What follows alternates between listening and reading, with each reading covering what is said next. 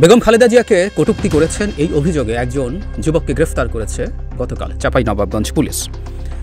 এটার একটা পরবর্তীতে একটা ব্যাখ্যাও আমরা পেয়েছি বিএনপির তথ্য প্রযুক্তি বিষয়ক সম্পাদক জনাব একেএম ওয়াহিদুজ্জামান তার জায়গা থেকে।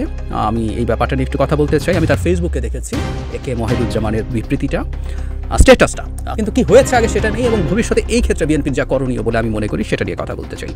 ঢাকা ট্রিবিউন থেকে আমি পড়ছি, এখানে বলা হচ্ছে বিএনপি চেয়ারপারসন খালেদা জিয়াকে নিয়ে সামাজিক যোগাযোগ মাধ্যমে ফেসবুকে কুরুচিপূর্ণ পোস্ট দেওয়ার অভিযোগে চাঁপাইনবাবগঞ্জের শিবগঞ্জে মাসুদ রানা নামের এক তরুণকে গ্রেফতার করেছে পুলিশ। সোমবার বিকেলে তাকে আদালতের মাধ্যমে জেলা কারাগারে পাঠানো হয়েছে। আর এস.এম. শাকিল তথ্য নিশ্চিত করেছেন, উনি তদন্তর ইন্সপেক্টর যিনি ইনভেস্টিগেট করেন। শিবগঞ্জ থানা পরিবার দর্শক জানান, বৃহস্পতিবার সামাজিক যোগাযোগ মাধ্যম ফেসবুকে বিএনপি চেয়ারপারসন ও সাবেক প্রধানমন্ত্রী খালেদা জিয়াকে নিয়ে কুরুচিপূর্ণ স্ট্যাটাস দেন মাসুদ রানা। পরে উপজেলার সাহাপাড়া মুন্সিপাড়া এলাকায় তার বাড়িতে অভিযান চালায় পুলিশ, তবে পলাতক থাকায় তাকে গ্রেফতার করা সম্ভব হয়নি। মাসুদের এক আত্মীয়ের বাড়িতে আছে এটা জেনে অভিযান চালিয়ে তাকে গ্রেফতার করা হয়েছে। পুলিশ বাদী হয়ে তার বিরুদ্ধে থানায় মামলা হয়েছে। বিকেলে তাকে আদালতে পাঠানোর মাধ্যমে পাঠানো হয়েছে কারাগারে, কারাগারে পাঠানো হয়েছে। একটা জিনিস খুব ক্লিয়ার মনে রাখা দরকার, সেটা হলো এখানে তার ভাষ্য মতেই পুলিশ মামলা করেছে, গ্রেফতার পুলিশ করেছে, মামলাও পুলিশ করেছে। এবং যারা ওয়াহিদুজ্জামান যেটা বলেছেন স্ট্যাটাসটা করি, বিএনপি চেয়ারপারসনের সাবেক প্রধানমন্ত্রী দেশনেত্রী বেগম খালেদা জিয়াকে কটূক্তি করার অভিযোগে যে আওয়ামী লীগ নেতাকে গ্রেফতার করা হয়েছে সেই ঘটনার সাথে বিএনপির কোনো নেতাকর্মী জড়িত নয়। দলের ভারপ্রাপ্ত চেয়ারম্যান জনাব তারেক রহমান চাঁপাইনবাবগঞ্জ জেলা এবং শিবগঞ্জ উপজেলা বিএনপি নেতৃবৃন্দকে নির্দেশ দিয়েছেন যাতে দ্রুততম সময়ে আটক ওই কটূক্তিকারীকে আইনি প্রক্রিয়ায় মুক্ত করা হয়।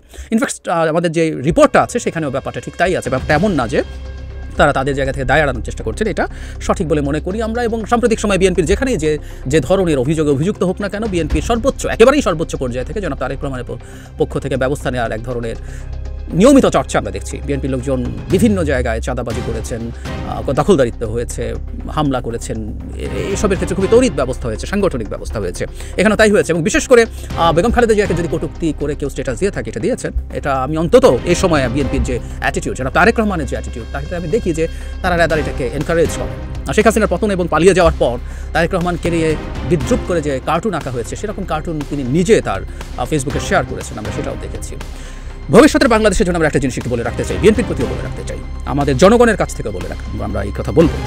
একটা সরকার যখন ক্ষমতায় যায়, সেই সরকারের টেকনিক্যালি নিয়ন্ত্রণে অনেক প্রতিষ্ঠান থাকে না, কিন্তু সরকারের কতগুলো ক্ষমতা তারপরও রাষ্ট্রীয় প্রতিষ্ঠানগুলোর উপরে বিস্তার করার সুযোগ তৈরি হয়। যেমন ধরি নির্বাচন কমিশন, টেকনিক্যালি একটা সাংবিধানিক প্রতিষ্ঠান, কিন্তু নির্বাচন কমিশনের উপরে সরকার নানাভাবে তার ফান্ড আছে, তার নিয়োগ আছে, অনেক ক্ষেত্রে সরকার প্রভাব বিস্তার করার চেষ্টা করতে পারে। সেম গোস ফর জুডিশিয়ারি, বিচার বিভাগও এখনও পুরোপুরি স্বাধীন না, কারণ এর সচিবালয়টা হলো সবই সরকার, নিম্ন আদালত কনস্টিটিউশনালি সরকারের অধীনে আছে। কিন্তু যদি এটা পুরোপুরি সেপারেটেড হয়, আমরা আশা করি সেটা হবে, তারপরও সরকারের এক ধরনের প্রভাব সৃষ্টিকারী ক্ষমতা থাকে। এমনকি উচ্চ আদালতের বা সর্বোচ্চ আদালত, আপিল বিভাগের রায়ও সরকার যদি কার্যকর না করে কি হবে, এই প্রশ্নগুলো দীর্ঘদিন আছে। কারণ দিনের শেষে আদালত তো সেই রায় ইম্পোজ করাতে পারে না, তার হাতে তো কোনো পুলিশ নেই, তার হাতে কোনো বাহিনী নেই। এই কথাগুলো বলার উদ্দেশ্য হচ্ছে, এটা একটা গণতান্ত্রিক রাষ্ট্রে যেমনি সেপারেশন অফ পাওয়ার থাকবে, শাসন বিভাগ, বিচার বিভাগ এবং আইন বিভাগ আলাদা থাকবে, অনেকগুলো স্বাধীন ইনস্টিটিউটস থাকবে যেগুলো স্বাধীনভাবে কাজ করবে, তার সাথে খুবই জরুরি বিষয় হচ্ছে মত প্রকাশের স্বাধীনতা। সেটা প্রথাগত মিডিয়া, সোশ্যাল মিডিয়া, এগুলো যত বেশি এফেক্টিভ থাকবে, এটা আসলে আমাদের গণতন্ত্রকে খুবই ভালোভাবে সুরক্ষা করবে। কারণ এই যে কুরুচিপূর্ণ মন্তব্য করেছে, সমালোচনা করেছে, আর এই যে কুরুচিপূর্ণ মন্তব্য, এগুলো ডিফাইন করা কঠিন, কোনটা কুরুচিপূর্ণ, এগুলো খুবই সাবজেক্টিভ। এই যে আমাদের মানহানি একটা ফৌজদারি অপরাধ, সারা পৃথিবীতে যে মানহানির মামলা কখনোই আর উন্নত দেশগুলোতে ফৌজদারি মামলা না, কারণ হচ্ছে বাক্য দিয়ে কোনটা কার কতটুকু মানহানি হয়েছে এটা আসলে মাপার কোনো জায়গা নেই। সে কারণে এগুলো আর ফৌজদারি মামলা সেখানে না, সেখানে এগুলো সব দেওয়ানি মামলা হয়ে গেছে, সিভিল কেস হয়ে গেছে। ঠিক একইভাবে এইসব শব্দগুলো আসলে কোনোটাই ঠিকঠাক মতো ডিফাইন করা যায় না, এটা খুবই সাবজেক্টিভ, খুবই সাবজেক্টিভ। ফলে এই জিনিসগুলো নিয়ে আমরা চাইবো বাংলাদেশের উচ্চ বাচ্চা হোক, বাংলাদেশের রাজনীতিবিদ যারা ক্ষমতায় আসবেন, মন্ত্রী, এমপি, সবার বিরুদ্ধে ব্যঙ্গ, বিদ্রুপ, তাচ্ছিল্য, যে কোনো কিছু হতে পারবে, যে কোনো কিছু হওয়ার ক্ষমতা থাকতে হবে। এটা বিএনপি যদি ভবিষ্যতে ক্ষমতায় থাকে, তাকে এটা মেনে চলতে হবে। অ্যাট দ্য সেম টাইম এই যে প্রশাসন দীর্ঘদিন শেখ হাসিনার পুলিশ হিসাবে কাজ করতে গিয়ে তারা যেভাবে কাজ করেছে, প্রশাসনের পুলিশের এই চর্চাটা থেকেও বের হয়ে আসতে হবে। এই বার্তাটাও আসলে ভবিষ্যতের সরকার, সেটা যেই গঠন করুক না কেন, দিতে হবে।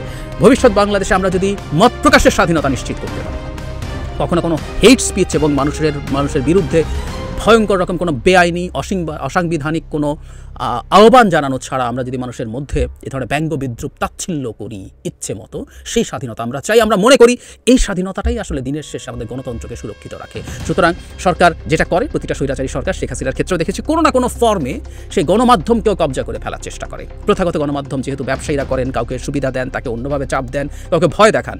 আর যেহেতু সোশ্যাল মিডিয়া এরকম কেউ আমরা নিজেদের অপিনিয়ন লিখি, এখানে ভীতি তৈরির চেষ্টা হয়। শেখ হাসিনার সরকার ডিজিটাল সিকিউরিটি অ্যাক্ট, পরে সাইবার সিকিউরিটি অ্যাক্টের মাধ্যমে আসলে আমাদের ওপরে ওই জায়গাটা বন্ধ করে দেওয়ার চেষ্টা করেছেন। আমরা ভবিষ্যৎ বাংলাদেশে অবারিত মত প্রকাশের সুযোগ চাই। বলেছি দু একটা এক্সেপশন কোন জায়গায় হবে, এর বাইরে। এবং সেটা যদি বিএনপি সত্যিকার অর্থে গণতান্ত্রিক হয়ে উঠতে চায়, গণতান্ত্রিক সরকার নিশ্চিত করতে চায়, বাংলাদেশের গণতন্ত্রকে প্রাতিষ্ঠানিক রূপ দিতে চায়, বিএনপি এখন যা করছে ভবিষ্যতেও ঠিক এই চর্চাটা রাখবে। জনাব তারেক রহমান, বেগম খালেদা জিয়া সবাই তখন যদি ক্ষমতায় থাকেন, তাদেরকেও আমরা জনগণ ইচ্ছে মতো বিদ্রুপ করার মতো, মানে কার্টুন বা অন্য কোনো ফর্মে, বাক্যে যে কোনোভাবে বিদ্রুপ করার মতো অধিকার চাই। এটা আখেরে দেশের জন্য তো ভালো হবেই, বিএনপি এবং তাদের সরকারের জন্য ভালো হবে। আশা করি তাদের এই রিয়েলাইজেশন আছে।